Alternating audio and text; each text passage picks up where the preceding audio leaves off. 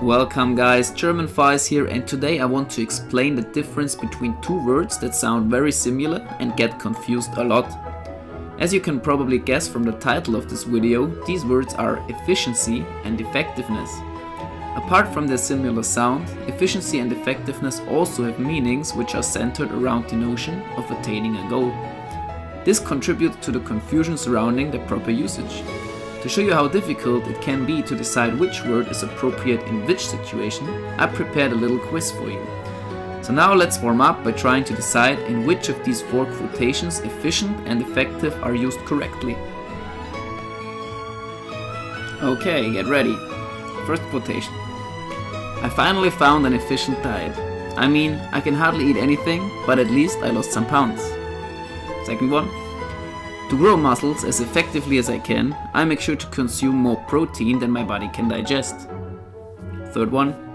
Not only do I want to pass the exam, but I want to do it as efficiently as possible. That is why I study 3 days at most.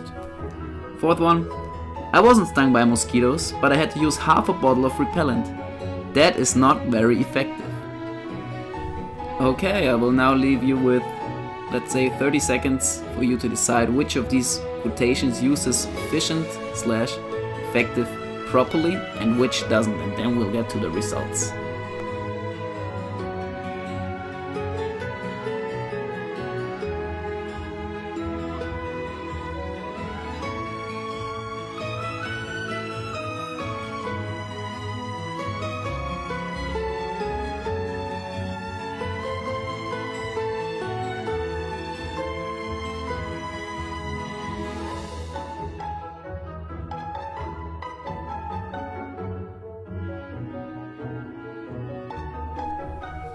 Okay guys, you are now seeing the results of the quiz on your screen.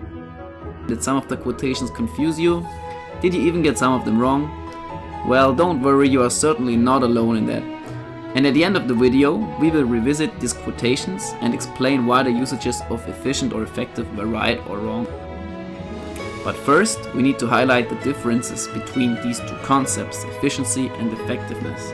And this is where we get to the fun part of the video, the Pokemon part.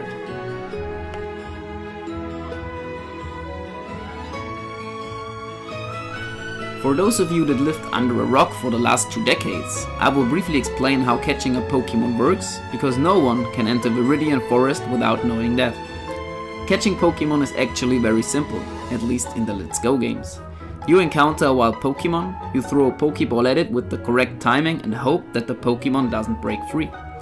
A successfully caught Pokemon is indicated by the ball shaking 3 times and then coming to lie on the ground calmly. Efficiency and effectiveness are relevant for catching Pokemon because not all Pokeball are alike. I made a little spectrum displaying the catching quotas of different Pokeball. The Pokeball we are interested in for this video are located at the extreme ends of the spectrum. On the left, with a catching quota of 1, we got our good old standard Pokeball. This means that out of all the Pokeball there are, this one increases your chances of catching a Pokemon the least when you use it. On the other extreme of the spectrum we see the Master Ball.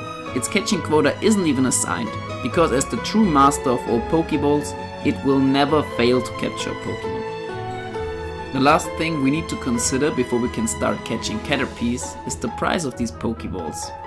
Pokeballs are 200 Poké-dollars each, making them literally as cheap as water in the Pokemon world. The Master Ball on the other hand is so valuable that it became priceless. You cannot buy this item and you only get 1 Master Ball per playthrough, usually late into the game.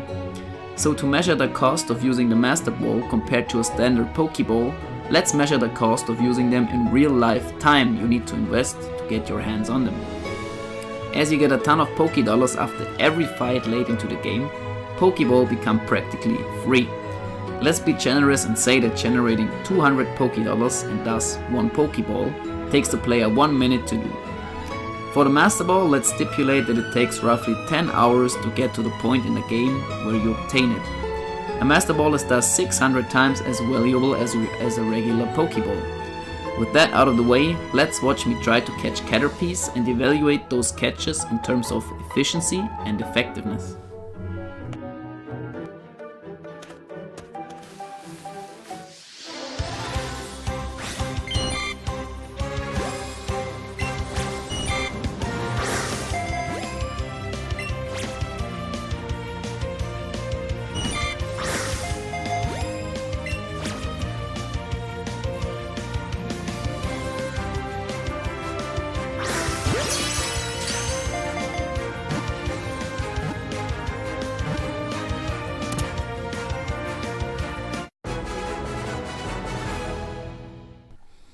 you just saw me catch a Caterpy with a Pokéball.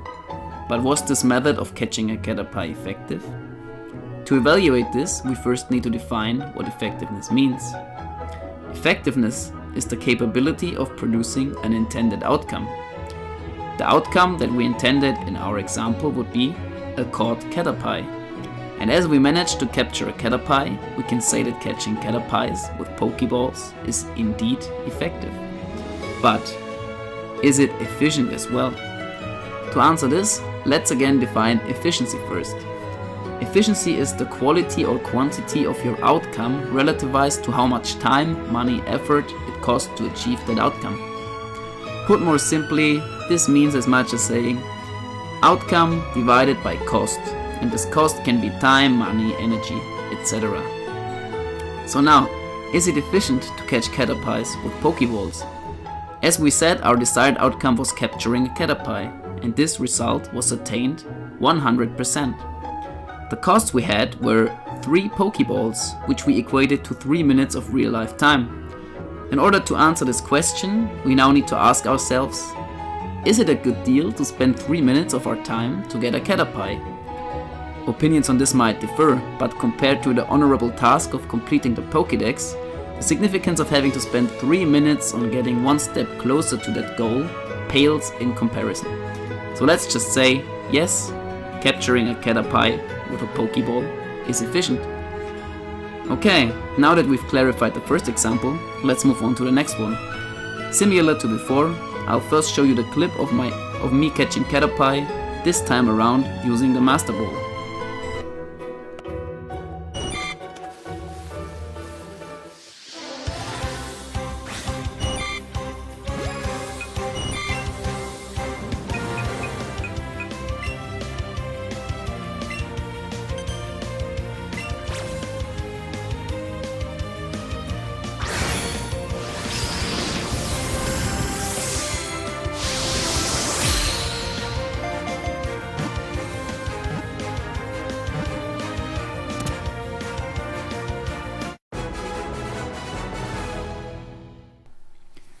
Using the Master Ball certainly looks nice, but is it also effective? Even though the answer might be against your intuitions, it is a resounding yes. Remember that effectiveness is the capability to produce an intended outcome, nothing more and nothing less. And as we caught the Caterpy, this outcome is surely achieved. Thus, capturing Caterpy with a Master Ball is effective. Now comes the decisive part of the video, the question upon which everything hinges. Is it efficient to catch a Caterpy with a Master Ball? Remember that efficiency is a relation between the outcome and the cost you had to achieve it. As one single Master Ball is equivalent to 10 real-life hours, we have to ask ourselves whether catching a Caterpy is worth 10 hours of our life. Personally, I would say that investing 10 hours just to catch a Caterpy is utterly inefficient, especially when you can just throw a handful of Pokeballs at it and have the same outcome with a much smaller cost, and thus much more efficiently. Step 1. Someone asks, is this effective? Step 2. You ask yourself, does it lead to the intended outcome? Step 3. Answer the question of step 2. If the answer is yes, then it is effective. If the answer is no, then it is not effective. Step 4. You are being asked, but is it efficient as well? Step 5. You ask yourself, is the degree of the resulting outcome worth its costs? Step 6. Again, you answer step 5. And if your answer is yes, then it is efficient. And if the answer is no, then it is inefficient.